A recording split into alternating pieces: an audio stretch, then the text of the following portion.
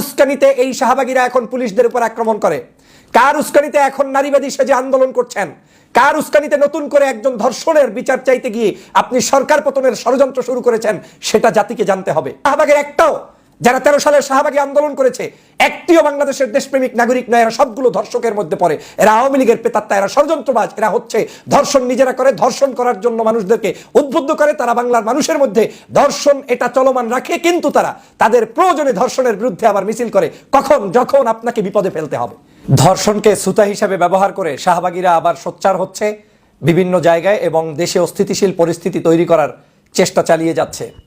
আপনারা জানেন, অনলাইনে অফলাইনে যেখানেই আপনি সার্চ দিবেন, সারা বাংলাদেশে ধর্ষক বলতে আওয়ামী লীগ, ছাত্রলীগ, যুবলীগ, আওয়ামী লীগের সংসদ সদস্য, আওয়ামী লীগের মন্ত্রী, আওয়ামী লীগের এমপি মুরাদ থেকে শুরু করে তাদের এমন কোনো ব্যক্তি নাই যারা শতকরা, আপনি যদি 90% লোককে বলেন তাহলে ওই 90%ই ধর্ষকের তালিকায় আছে।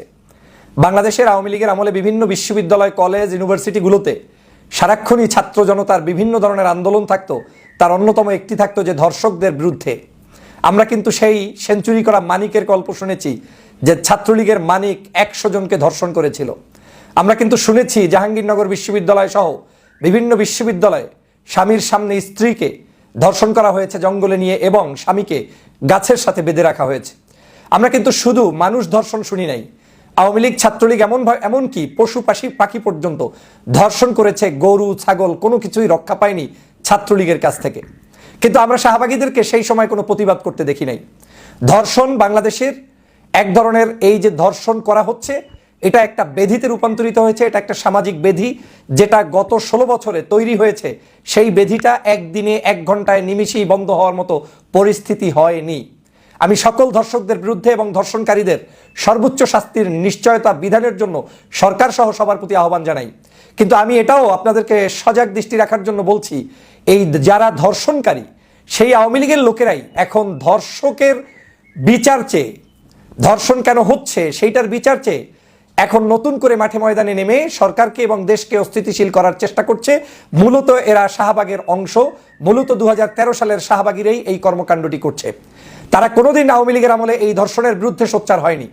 এই যে যারা আজকে নতুন নতুন মানবতার কথা বলে, এই যে যারা নারী অধিকারের কথা বলে, নারীদের ধর্ষণের বিরুদ্ধে যারা কথা বলে, এই নারী ধর্ষণের বিরুদ্ধে আপনি আওয়ামী লীগের সময় আওয়ামী লীগের এই সকল শাহবাগীদেরকে কোনোদিন মিছিল মিটিং পর্যন্ত করতে আপনি দেখেন নাই, করে নাই। নামকাওস্তে যদি 2-1 জায়গায় হয়ে থাকে সেটা ভিন্ন জিনিস। কিন্তু হঠাৎ করে এখন বিভিন্ন স্কুল, কলেজ, বিশ্ববিদ্যালয়গুলোতে এই কারা নাটের গুরুদের মতো এই ধর্ষণের বিষয়ে নতুন করে একেবারে সারা দেশ গরম করে রেখেছে। একটি ধর্ষণ হলে সেটা নিশ্চয়ই সমাজের জন্য খারাপ জিনিস, একটি খুন হলে সেটা নিশ্চয়ই সমাজের জন্য খারাপ জিনিস। কিন্তু একটি খুন কিংবা একটি ধর্ষণকে কেন্দ্র করে একজন বাংলাদেশ সরকারের পদত্যাগ হয়ে যাবে, দেশের একজন বর্তমান সময়ের প্রধান উপদেষ্টার কার্যালয় পর্যন্ত ভাঙচুর করতে চলে যাবেন, এইটার জন্য আপনাদেরকে কোনো অধিকার দেওয়া হয় নাই। ধর্ষণ একটা বেধি। এই বেধিকে দূর করার জন্য আমাদের সামাজিকভাবে সবাইকে তৈরি হতে হবে, সবাইকে উদ্যোগী ভূমিকা পালন করতে হবে, সবাইকেই জোর গলায় সভা, সেমিনার, বিশ্ববিদ্যালয়, মাদ্রাসা, ওয়াজ মাহফিল সব জায়গায় প্রচারণা চালাতে হবে। গত কয়েকদিন আগে যে ধর্ষণটি হলো, একটি শিশু, এই ধর্ষণের পরে এই ধর্ষণের আলামত থেকে আপনি কি পেলেন? এই ধর্ষক কি কোনো বিশ্ববিদ্যালয়ের কোনো আপনার পরিণত বয়সের কোনো মেয়েকে কোনো জায়গায় ইফটিজিং করে বড় ধরনের ধর্ষণের শিকার করা কোনো কিছু না। এটা এমন সামাজিক অবক্ষয় যে 8ম শ্রেণীর একজন ছাত্রীকে একজন আত্মীয়, বাবা সমতুল্য ব্যক্তি সেখানে গিয়ে ধর্ষণ করেছে। তাহলে সমাজ কোন জায়গায় চলে গিয়েছে? আমরা এই পাষণ্ড ধর্ষণের তীব্র নিন্দা জানাই। কোনো সন্দেহ নাই যে এই ধর্ষক অবশ্যই মুক্তি পাওয়ার কোনো সুযোগ নেই। আপনারা এটাও দেখেছেন, সেই ধর্ষণকে কেন্দ্র করে আজকের সর্বোচ্চ চিকিৎসার ব্যবস্থা সেই শিশুটিকে করা হচ্ছে, যেজন্য আমি এই রাষ্ট্রকে ধন্যবাদ জানাই। আমাদের এই গ্রামে গঞ্জে, আনাচে কানাচে, বহু নিবৃতে মানুষ এখনো ধর্ষণের শিকার হচ্ছে, যারা এখন পর্যন্ত হয়তো সিএমএইচে চিকিৎসা নেওয়ার সুযোগ পায়নি, কিংবা রাষ্ট্রীয় মিডিয়া এগুলোতে তাদের এই ধর্ষণের প্রচারগুলো হয়নি। গত 16 বছর আওয়ামী লীগের সকল ধর্ষণ নীরবে হয়তো সারা বাংলাদেশে সহ্য করেছে, কেউ কোথাও প্রচার পায়নি। কিন্তু এই স্বাধীন দেশে 5ই আগস্টের পরে এই প্রথম আমরা দেখলাম যে একজন ছোট্ট শিশুমণিকে ধর্ষণ করায় আমরা কষ্ট পেয়েছি, সেটা সমগ্র বাংলাদেশ ব্যাপী প্রচার হয়েছে। এনাফ। তার জন্য চিকিৎসা চলছে, এনাফ। তার জন্য সর্বোচ্চ রাষ্ট্র ব্যবস্থা নিচ্ছে, এনাফ। তার জন্য আমরা সমবেদনা প্রকাশ করেছি, এনাফ। আমরা মিছিল করেছি, প্রতিবাদ করেছি, এনাফ। কিন্তু আমরা এখন মিছিল করার নাম করে সরকার পতনের জন্য যদি কেউ নেমে থাকে, সেই শাহবাগীদেরকে বাংলাদেশে স্থান দেওয়া হবে না, সেই দুষ্টদের স্থান দেওয়া হবে না, যারা আমার পুলিশদের উপরে, এমনি পুলিশ নরবরে অবস্থা, তারপরে আবার এই পুলিশের উপরই আক্রমণ করে যারা নতুন করে আজকের সংঘাত সৃষ্টি করতে চান ধর্ষণের বিচার চেয়ে, তাদেরকে এই বাংলার জমিন থেকে বিতাড়িত করা হবে। কোনো সুযোগ নাই 13 সালের শাহবাগীদের বাংলাদেশে মাথা উঁচু করে দাঁড়ানোর। কত বড় ধৃষ্টতা, কত বড় দুষ্ট, কত বড় সাংঘাতিক চিন্তা নিয়ে মাঠে নেমেছেন, বুঝতে পেরেছেন আপনি? ধর্ষণ করেছে গ্রামের মধ্যে, বাবা সমতুল্য একটি মানুষ করেছে, যেটা সামাজিক অবক্ষয়, এটা মেনে নেওয়ার সুযোগ নেই। তাকে গ্রেপ্তার করা হয়েছে, তার আশেপাশের লোকগুলোকে গ্রেপ্তারের জন্য করা হয়েছে, এবং এখন পর্যন্ত আমার জানা মতে 2 থেকে 4 জন ব্যক্তি গ্রেপ্তারও হয়েছেন।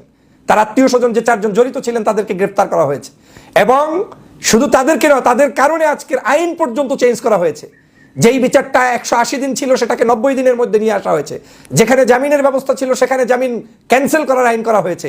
তার মানে হচ্ছে এই সরকার এর ব্যাপারে আন্তরিক, যেটা আওয়ামী লীগ করে নাই। তাহলে কার উস্কানিতে এই শাহবাগীরা এখন পুলিশদের উপর আক্রমণ করে? কার উস্কানিতে এখন নারীবাদী সেজে আন্দোলন করছেন? কার উস্কানিতে নতুন করে একজন ধর্ষণের বিচার চাইতে গিয়ে আপনি সরকার পতনের ষড়যন্ত্র শুরু করেছেন? সেটা জাতিকে জানতে হবে। আওয়ামী লীগের সকল ধর্ষকদেরকে গ্রেপ্তার না করার কারণেই আজকের এই কুফল। আমি স্পষ্ট করে বলতে চাই, যেই সকল নারীরা আজকের পুলিশের উপরে আক্রমণ করেছে, কিংবা যেই সকল ব্যক্তিরা ষড়যন্ত্রমূলকভাবে আজকের আক্রমণ করেছে এবং সরকারের বিরুদ্ধে নেমেছে, প্রত্যেকের পিছনে সিসিটিভি ফিট করুন, প্রত্যেকের পিছনের ডাটা কালেকশন করুন, প্রত্যেকের সকল কর্মকাণ্ডগুলো জাতির সামনে নিয়ে আসুন। দেখবেন এরা প্রত্যেকেই হচ্ছে ধর্ষক। এর ম্যাক্সিমাম মানুষ ধর্ষক, যারা এই সরকারের পতন চেয়ে আজকের এই বিশৃঙ্খলতা সৃষ্টি করছে। এরা নিশ্চিত থাকেন, এরা শাহবাগের একটাও, যারা 13 সালের শাহবাগী আন্দোলন করেছে, একটিও বাংলাদেশের দেশপ্রেমিক নাগরিক নয়। এরা সবগুলো ধর্ষকের মধ্যে পড়ে। এরা আওয়ামী লীগের প্রেতাত্মা, এরা ষড়যন্ত্রবাজ। এরা হচ্ছে ধর্ষণ নিজেরা করে, ধর্ষণ করার জন্য মানুষদেরকে উদ্বুদ্ধ করে। তারা বাংলার মানুষের মধ্যে ধর্ষণ এটা চলমান রাখে, কিন্তু তারা তাদের প্রয়োজনে ধর্ষণের বিরুদ্ধে আবার মিছিল করে, কখন যখন আপনাকে বিপদে ফেলতে হবে। এই ধান্দাবাজদের মুখ সম্মোচন করুন, লাইভ শেয়ার করুন, ভিডিও করুন, নিজেরা সতর্ক হন। আমি বারবার বলেছিলাম যে সব আন্দোলন সব জায়গার জন্য না। একজন ধর্ষণের শিকার হয়েছে, তার জন্য আমাদের দেশের সিস্টেম ডেভেলপ করতে হবে, মানুষদেরকে এডুকেটেড করতে হবে, দেশের মানুষদেরকে জানাতে হবে, শিক্ষা অর্জন করতে হবে, পরিবারের মধ্যে শিক্ষা অর্জন করতে হবে। আপনি সেগুলো না করে ধর্ষকের বিচার চাইয়া আপনি মিছিল 1 দিন 5 দিন আমরা যা করেছি সম্মানজনক, সুন্দর, কিন্তু আপনি এখন কেন কি কারণে পুলিশের উপর আক্রমণ করছেন? এখন কেন কি কারণে তাদেরকে বিভিন্ন জায়গায় আক্রান্ত করার চেষ্টা করছেন? এখন কেন সরকারের এটা হচ্ছে একটা নাটক। আমি আপনাদেরকে স্পষ্ট করে বলতে চাই, আওয়ামী লীগ ফাঁদ পেতেছিল তাবলিগ জামাতের দিয়ে কার্যক্রম করাবে, 4 জন মানুষ নিহত হয়েছিল, সেখান থেকে সফল হয় নাই। আওয়ামী লীগ কার্যক্রম করেছিল আনসার দিয়ে বিপদ ঘটাবে, সেখান থেকে সফল হয় নাই। আওয়ামী লীগ কার্যক্রম করেছিল বিভিন্ন দাবি দাওয়া তুলে, 170টার মতো মনে হয় এই সরকারের আমলে বিভিন্ন আন্দোলন হয়েছে, সেখানেও সফল হয় নাই। আওয়ামী লীগ শাহবাগ তৈরি করে আবার 0 পয়েন্টে মানুষ আনতে চেয়েছে, মানুষদেরকে, সেখানেও সফল হয় নাই। আওয়ামী লীগ ট্রাম্পকে ব্যবহার করে তারপরে বাংলাদেশে ষড়যন্ত্র করতে চেয়েছে, তাও সফল হয় নাই। এখন আওয়ামী লীগ বাংলাদেশে অস্থিতিশীল পরিস্থিতি তৈরি করাবে কয়েকটা ইস্যুর মাধ্যমে।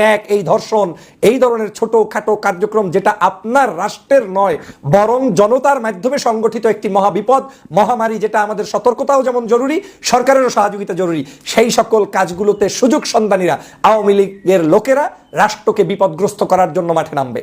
তারা এই মাঠে নামবে এখন বিভিন্ন ধরনের ছোট ছোট আয়োজন করে, নায়ক নায়ীদেরকে ইনফ্লুয়েন্স দিয়ে, বিভিন্ন কন্টেন্ট ক্রিয়েটরদেরকে ইনফ্লুয়েন্স দিয়ে, তারপরে তাদেরকে দিয়ে বলবে তোমরা কেমন আছো, তোমরা তো নেই, তোমরা তো এখন আর বেলাল্লাপানা করতে পারো না, তোমরা তো এটা পারো না, সেটা পারো না।